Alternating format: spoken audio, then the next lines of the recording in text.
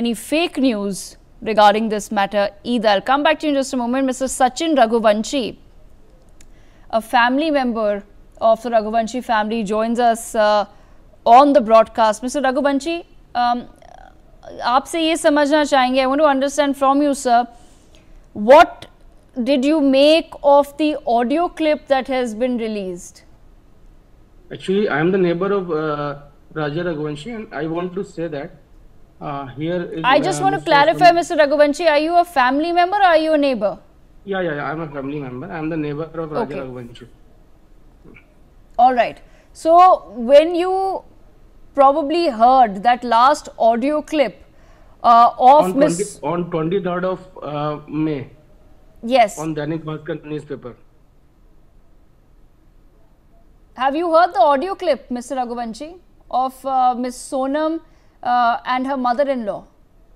Yeah. I heard the audio in many news channels and on her mother, Raja's mother mobile. I heard everything. So when the family heard that audio clip, did something seem strange? Did something seem a little bizarre? And how long after it did the family try to reach out to the couple again? We were told, Mr. Raghuvanshi, that that was the last call, and then the audio got cut off, and perhaps the family assumed that they went into a no network zone. But how long after that audio did the family try to get in touch with the couple once again and didn't receive any response? Yeah, can I talk in Hindi? Ji sir, please. देखिए क्या है, actually मैं थोड़ा clarify कर पाऊंगा. अभी ये जो पूरा इंसिडेंस देखने से ऐसा मालूम पड़ रहा है, पहली बात तो ये क्राइम है, और अभी जो मेघालय है वो क्राइम प्रोन जोन है ही. जैसा ये बोल रहे हैं ना, Meghalaya is now crime prone zone, because every month something कुछ ना कुछ वहां पर हो रहा है. जैसे हंगेरियन जो वहाँ के एक फॉरेनर की भी डेथ हुई थी, वो भी एक मिस्ट्री है. और एक कुछ उसके 2 महीने पहले इवन फरवरी में भी एक 41 वर्षीय महिला की भी एक बॉडी मिली थी इनकी, मतलब कोई सफाई करने वाली है. एंड मतलब हर महीने कुछ ना कुछ है वहां पर, और ये लोग वहां से है ना खबरें लीक नहीं करना चाहते हैं, और ये मीडिया में आने नहीं देना चाहते हैं. ये तो क्या है, किसी तरीके से पूरी जो मीडिया है इसमें लग गई है, हमारा मध्य प्रदेश प्रशासन लग गया है, तो ये चीजें सामने आ गई हैं, नहीं तो ये सब चीजें सामने नहीं आ पा रही थी. जी सचिन जी, आपसे एक सवाल मैंने और भी पूछा था जी कि 23 मई को आखिरी बारी बात हुई, उसमें सोनम जी ने कहा कि हम अभी वाटरफॉल पर जा रहे हैं, और फिर ऑडियो कट जाता है. आपकी वॉइस कट रही है, थोड़ा सा वापस बोलिए सर. अगर आप थोड़ा सा कंसंट्रेट करके सुन पाएंगे तो बहुत बेहतर रहेगा.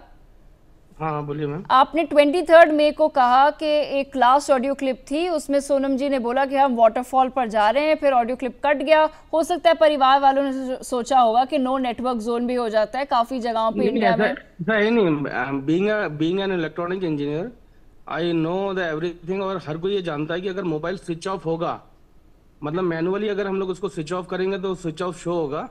अगर कवरेज के बाहर है तो अपना जो मोबाइल से जिससे हम कॉलिंग कर रहे हैं वो उसको सर्च करता है नेटवर्क को, उसके बाद वो कनेक्ट नहीं कर पाता है तो वो बोलता है कि कवरेज के बाहर है. और चारों नंबर्स, मतलब जो 4 मोबाइल थे उनके पास, चारों एक का एक वो स्विच ऑफ हुए हैं. ये मैनुअली स्विच ऑफ किए गए हैं. कवरेज के बाहर वाला तो कोई सीन ही नहीं बनता है. ये कब स्विच ऑफ हुए, कितने बजे? ये 23 तारीख को शाम को हमने 5 बजे फोन लगाया था, उसके बाद फोन स्विच ऑफ आ रहा है. करीब 1:47 पे लास्ट राजा से बात हुई थी मदर की. उसके बाद करीब 5 बजे इन्होंने फोन लगाया था तो फोन स्विच ऑफ आ रहा है, मतलब वो मैनुअली स्विच ऑफ हुआ है. कवरेज के बाहर वाला चारों के चारों फोन, वो 4 फोन लेके गए थे अपने साथ, सारे फोन स्विच ऑफ थे.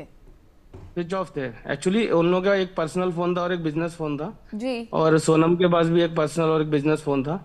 तो चारों फोन स्विच ऑफ हुए. कवरेज वाले बाहर का तो कोई फंडा ही नहीं है. और अभी कुछ चीजें मैंने देखी हैं, कल विपिन इंदौर आए हैं, तो विपिन रघुवंशी इंदौर आए हैं, तो उनसे मैंने कुछ फ्लीट का जो डेटा है, जो वहाँ का जो फ्लीट चलाता है, स्कूटर जो रेंट पे देता है, उसका डेटा हम लोगों ने थोड़ा चेक किया है.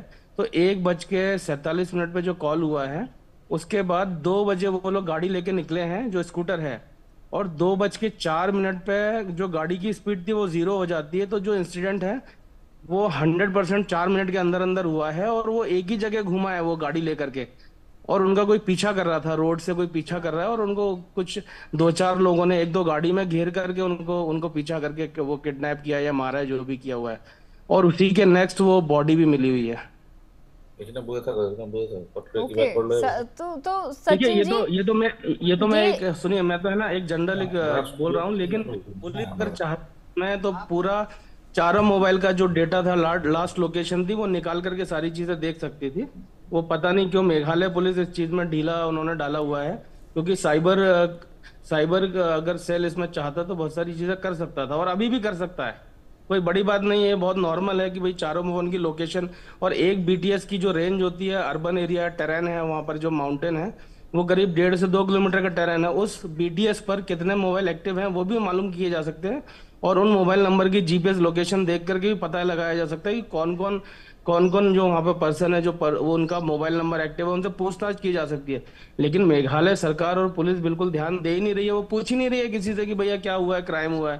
क्योंकि वहां पर है ना, बिल्कुल 5 मिनट में दंगे हो जाते हैं, ऐसा वो लोग खुद ही बोलते हैं कि हम लोग किसी से अगर पूछेंगे तो यहाँ पर दंगे हो जाएंगे। ऐसा तो उनके जो पुलिस के बड़े अधिकारियों का स्टेटमेंट है। तो ऐसा पॉसिबल कैसे है, मेरे को तो यही समझ नहीं आ रहा है। तो सचिन जी, अभी तक क्या बात करी है स्टेट एडमिनिस्ट्रेशन ने या पुलिस ने, आपको अभी तक क्या जानकारी दी है? देखिए, मेघालय गवर्नमेंट ने और पुलिस ने तो हमको बिल्कुल सपोर्ट किया नहीं है। थोड़ा बहुत सपोर्ट कर रही है, ऐसी बात नहीं है, वो लोग ढूंढ रहे हैं। लेकिन जो टेक्निकल मदद मिलनी चाहिए थी वो मदद नहीं करी है। क्योंकि बहुत कॉमन है, अगर मोबाइल का कवरेज के बाहर चला जाना तो वो बताएगा कि भैया मोबाइल कवरेज के बाहर है। लेकिन मोबाइल स्विच ऑफ हुए हैं तो उसकी लास्ट लोकेशन आएगी।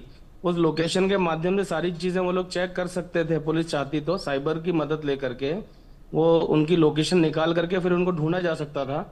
तो हेल्प तो करना चाहिए, इवन एमपी गवर्नमेंट भी जी कर सकती थी, एमपी सचिन जी, गवर्नमेंट आपसे को भी करना आपसे एक चाहिए और चीज पूछना चाहूंगी कि जी। जब परिवार को पता चला कि चलो फोन स्विच ऑफ है, तो देखिए हाँ 3-4 घंटे स्विच ऑफ रहा तो फिर भी समझता है बंदा कि चलो कुछ हो गया होगा या कहीं बैटरी ऑफ हो गई होगी। पर ऑब्वियसली जैसे जैसे दिन बढ़ता गया होगा तो परिवार को बहुत चिंता हुई होगी। कब उन्होंने ये मिसिंग पर्सन रिपोर्ट या कुछ रिपोर्ट दर्ज करवा पाए थे आप मेघालय पुलिस के साथ? देखिए क्या है, 25 तारीख को, 23 तारीख को ये वाकया हुआ था। शाम तक फोन ट्राई किए थे, 24 तारीख को भी फोन ट्राई किए थे, और 24 तारीख को दोपहर को हमने डिसाइड किया था कि हम लोग मेघालय पहुंचते हैं, जाकर के देखते हैं। तो 25 तारीख को 11 बजे करीब करीब विपिन रघुवंशी पहुंच गए थे मेघालय।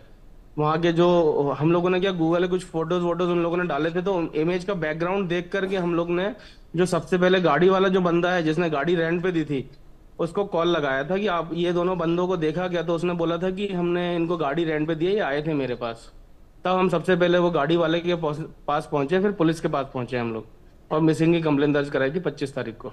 एंड सचिन जी, क्या पुलिस ने कुछ ये पूछा कि आपने लास्ट टाइम जब बात करी थी तो वो कहाँ जा रहे थे, किस रूट पे जा रहे थे? क्योंकि आपने अभी कहा कि बॉडी एक स्पेसिफिक पॉइंट के पास मिली है, राजा जी की जो हाँ, बॉडी ये है, तो एक्चुअली पुलिस ने ये एक्चुअली पूछा था? उनसे उनसे ये मालूम पड़ा था कि ये लोग जो लिविंग ब्रिज है, डबल डेकर वाला जो ब्रिज है, ये उसके आसपास रुके हुए हैं, और ये पहाड़ी थोड़ा चढ़ रहे हैं, वहां पर ट्रैकिंग वैकिंग जैसे करते रहते हैं, तो वो जी। ट्रैकिंग करने के लिए जा रहे हैं। बस ये लास्ट टाइम बात हुआ था सोनम से भी और राजा से भी, ये पहाड़ी चढ़ रहे हैं, और ऐसा करके बात हुआ था दोनों से। Okay mister Raghuvanshi, thank you so much for joining us on news x. Sir, आपने बहुत कुछ ऐसा बताया है जो अभी तक हमें रिपोर्ट्स के द्वारा नहीं पता चला था। Ripunjay Das also with us is Mr. M.K. Meena. Mr. Meena, I want to understand